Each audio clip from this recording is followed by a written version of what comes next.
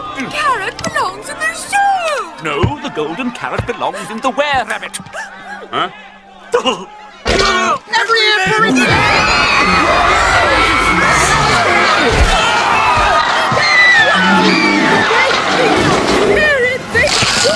Stop! Stop it! Please remain calm. This is Tommy Hill. Supplies here!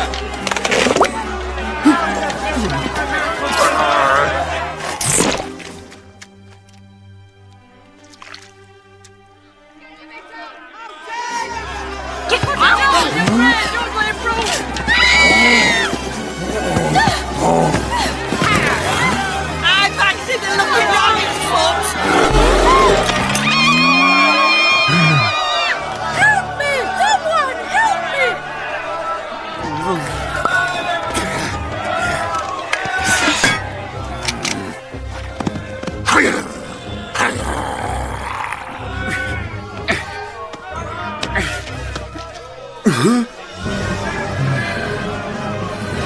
No!